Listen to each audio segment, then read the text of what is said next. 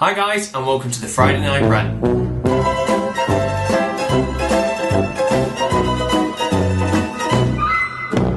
You may have recalled a few weeks ago, in fact I think it was in the early stages of the Friday Night Rant, that I managed to come across a beer which was banana beer, and it was absolutely gorgeous. So when I was in Tesco, I managed to find its sister beer, which is honey beer, and I've never tried this. I don't know if I'm going to like it. I like the idea of drinking banana because I enjoy banana, but as for honey, I don't know if I really want to drink that, so I thought I'd buy it anyway. We'll give it a go and see what it tastes like.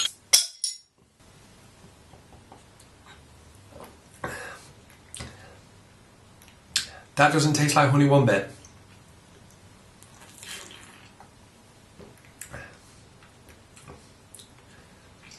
No, that just tastes like beer.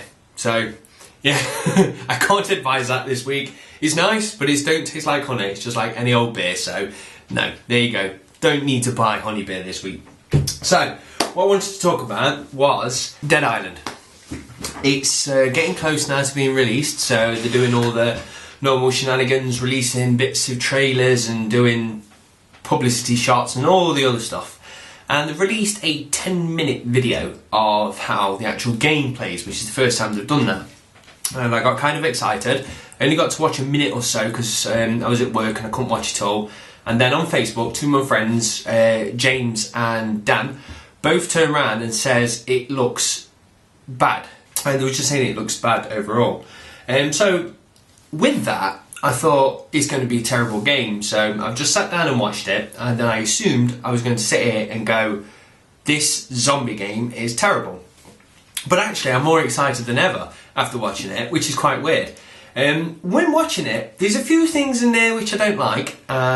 For one, you can kick, which is good, but just the way it animates and a few of the things, the way it works, just looks a bit not finished. So the thing is, obviously it's not released yet, so it can still change, but a few of the things just didn't sit right with me, but they're only small things. Majority of it looks really good, and I like the way how you have to go along to people and talk to them to get missions kind of thing. Felt a bit like Fallout crossed with Far Cry 2. It had a very Far Cry feel to it. At the same time, when you're actually fighting, you've got your weapons, it's got like a Mass Effect kind of wheel. And when you do challenges, they come up like Left 4 Dead kind of icons. So it's like they've kind of just put it all together and stuck it into one game. And it's looking quite good. They're showing different things of how all the weapons and stuff like that work. And you could put bombs onto knives and throw them into enemies. And that's a bit silly. But overall, the game looks like it is going to submerge me into it and make me feel like I'm actually in a zombie game. And zombies come at different speeds, and the way you can hack and slash them is quite cool, that you can't just go in and go, "Arr!" You've got to actually spend some time hitting a few, pushing some back, because if you go too fast, "Arr!" you'll lose your stamina, and then they'll just overwhelm you and you're dead. So overall, just looking at it, I'm quite excited now. I reckon I'll end up playing it and just go, that could have been better, that could have been better. But on the overall, the game's looking pretty good. The next video they're going to release at E3 is going to be talking about how you can have four-player co-op. And now I am more excited than ever because I've started playing Borderlands. And to me, when I first got into Borderlands, I looked at it and just went, visually, it's stunning, it's very nice, and that game is going to age well over time. But actually playing it, it never got me. I was playing it single player, going through, and the missions didn't seem to have much of a story as such. It was just like, do that, do that, do that. And I wasn't really that fussed about it. But then I deleted my character, and all my friends deleted the characters, and we all started afresh. And we're only playing online together now. And since we started doing that, it's a really, really good game, and it's got me completely hooked. I'm kind of glad that Brink turned out to be a bit shit, because now I'm playing Borderlands all the time to replace that hole, and I'm enjoying it. It really is nice to actually play it. So if they can pull off what Borderlands has done in a zombie game, I'm going to be very happy with the outcome. So overall, it's looking quite good.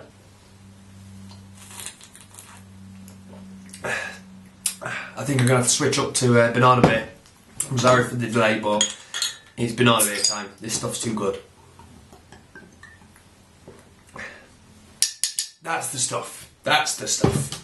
In fact, let me get rid of this. Joe, because I love you, I'm going to give you the better beer out of the two, because this honey beer is really, really nice, but I like it. No, I don't like it. No, it's really, really nice. I don't want to give it you, but because I love you, I thought you can have the best beer out of the two. Now that's sorted.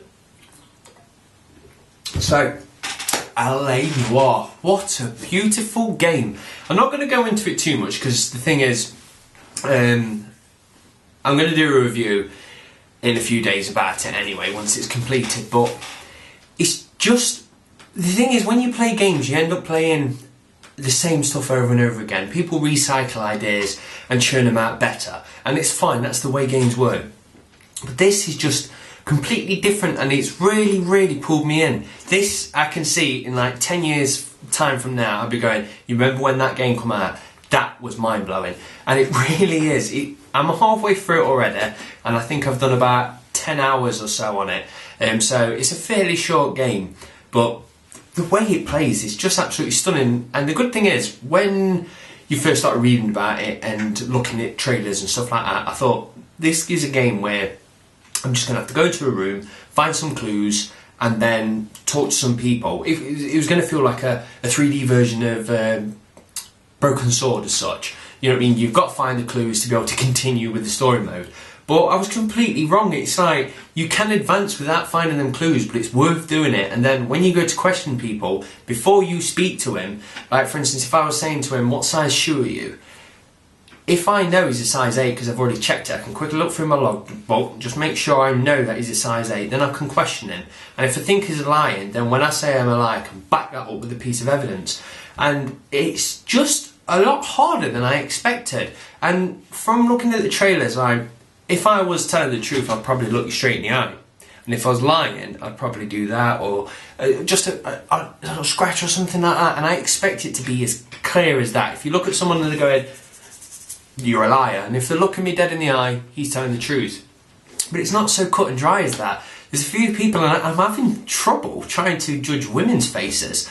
And there's sometimes you'll have someone who you feel quite sorry for, but he could be a murderer, and you don't know if you should trust him or not. And probably about 50 or even more times I've actually got it wrong. And last night I had two people in a booth, and I was cross-examining both, and one of them, the evidence was stacked up against him to say it was him. And I was like, well, that's too obvious, so I'm going to go with a different approach. And it probably was him. And I was just like, if you think something, the game will switch it around, and it keeps you on the toes all the way through. But I was talking to a friend, and he was like, what's it like? Is it girl-friendly? Should girls be able to play? And I was like, yeah, of course you can. Girls can play it and all that lot. But then it got very dark, very, very dark. And I found something last night which I'm not going to go into because I don't want to spoil anything whatsoever, because it's going to be a pleasure when you come to play it. But the game itself is not what I expected. It's very seedy, and some of the scenes in it just completely shocked me. So I'm just going to leave it at that. And the thing is, if you are thinking about getting it, just get it, clock it, and then sell it on and lose £5. It's not really going to be much in your pocket. And this game is something you've got to play. But I'll go into it more when I go on a review. So, back on the old Sony bandwagon thing. And don't get me wrong, before I go into this, I am not slating Sony. This is not me being a Microsoft fanboy or anything like that. I'm just talking about current events. And that simply is, obviously, Sony was hacked. Now they're kind of rebuilding themselves, they're getting a bit better. But what's happened now is Sony BMG in Greece has been hacked. And also, so has Sony in Japan been hacked. I think these are just the music sides, but it sounds like someone's definitely got a hard on for Sony at the moment, and they want to bring them down. But while that was happening, I was just looking into a few different hacking things, see what's been happening, and apparently Microsoft's been attacked, which wasn't big news. And all it was is some person was doing some phishing on Modern Warfare 2, I believe it was. If you don't know what phishing is, it just simply is somebody pretending to be an official body and asking for information such as username, password, credit card details. And Microsoft found out who it was, and it was a 14-year-old Irish boy. And instead of passing him on to the officials, they actually taken him under the wing, and it doesn't completely tell you what's actually happening, but it says they're trying to bring out his skills, which I think is quite good of Microsoft to do that, because the thing is, if you find a hacker, fair enough, if they've done what they've done to Sony, you know what I mean, caused millions of pounds of damage, you want that bastard in a prison cell. But this guy never actually did that much damage, so they've taken him under his wing. So they've taken him under the wing, and they're trying to bring his talents out a bit more, which I think is a really good thing, because if you anger a hacker, the problem is they're probably going to come back and get you again. But if you take them on and actually go, look, this is what you can use your skills for the better, and teach him and stuff like that, they're going to grow up to actually work for the better cause. They will actually probably work for some antivirus company or something like that, hacking their defences, showing where all the loopholes are and stuff like that. So I think that's a very clever tactic of Microsoft doing that. Also, I found out that 2 other things have been hacked this week. One is Codemasters have been hacked, and that was through their site, and I think they just grabbed username and passwords of the people who was on Codemasters' website, which is a bit bad, because I like Codemasters, so I was a bit upset when I read about that. And another place that's been hacked, and they kept it very quiet, nothing to do with gaming, but you know I hate them, and that is Play.com. If you've noticed, you've been getting spam since March, a bit more. Oh, great. My mum's phoning. Hello! Right, bye.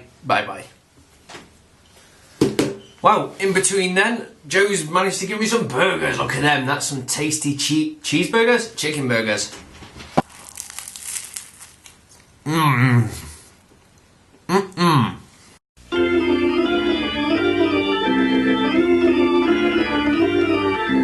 Oof, sorry about that. Right, so moving on. If you have been experiencing some spam over the last few days, few months even, it's because Play.com have been hacked. So they've got our email addresses, and Play's been very good to actually tell us about it. No, they haven't, not one bit. Well, I'm going to leave that there because I can sit here swearing at the camera for ages about Play. Yeah, we're moving on. On my Facebook page, I was just saying that a lot of people say I'm playing this, I'm playing that, I'm playing this. And I've never really seen people saying I'm playing the 3DS. Not many people rant about it, and I know a lot of people own it. So I just simply put a post up saying the same thing. People say this, but no one really talks about 3DS. What's happening? And a lot of people replied back who own a 3DS, saying that they're just playing DS games on it, and the 3D novelty has worn off. And I was speaking to Jo, who is the biggest Nintendo handheld fan out there, and she says she is definitely not buying one now. She's just going to wait until the next one comes out, like the 3DS XL or something stupid like that, when it's got some release titles. So I just want to know, really, if you've got a 3DS, are you actually happy with it at the moment? So it sounds like they've not really done themselves well, really, by releasing a few games and holding Zelda back. I think they should have just waited until Zelda came out and just chucked it all out in one go. But I don't know. We'll just see what everyone says on the review, on the comments on that one. And the last thing I want to talk about, really, is me. It sounds as horrible as that is, but a few people have been asking me, what's your Xbox Live account? I want to play with you, blah blah. And I've not been giving out my account. I've got 1 or 2 YouTubers on there at the moment, and the simple reason why I'm not accepting people is simply because if you join and I'm sat online in a party with my friends, you'll probably join into the party and talk to me, which is fine. But the thing is, I've got a set of friends who are very close to me, and I play with them every night. And if they start getting people jumping in the party, in that, all the time, it's not actually fair on them. So I'm not accepting any friend requests, and I've not told anyone my actual account. So what I've done now is I've set up a new Xbox Live account of the name Jurassic Junkie. So if you do want to play with me, add that. And what we'll do is every so often when I buy a game and I get my 48-hour code, I'm just going to simply jump on the Jurassic Junkie account and actually play with some YouTubers. And when that's run out, I'll revert back to my normal account. And it's not just because I don't want to play with it. It simply is, it's not fair on my friends if I start adding people and they start joining into the party. At the same time, I've now jumped onto Skype, and I've also registered the name Jurassic Junkie. So if you do actually want to have a chinwag, add me on there. You can either message me or you can join in and we'll have a few chats about games and a few beers. So I'm on there now. So that brings us on to the question of the week, which is, some game developers release a game and then they release an absolute ton of merchandise after, which I hate when they do that because it just shows they're after a cash and nothing more. But then you play some games and they release like no merchandise whatsoever, which is a shame because if you're a fan of the game, you want to buy them odd bits and bobs. So like Fallout, they could have really cashed in, just giving like bottles of Nuka-Cola and stuff like that. I'd have loved to have them for my cabinet. And especially Mass Effect, really. The only thing they really released was the 4 characters. I know they did a few comics, but that's not really cashing in on it. They should have released a Normandy figure and all the other things. So what game did you play and you was disappointed that they actually never released any merchandise for? And that is it. So I'm going to drink my banana beer and play some Borderlands. So thank you very much for watching, guys. Cheers. Bye.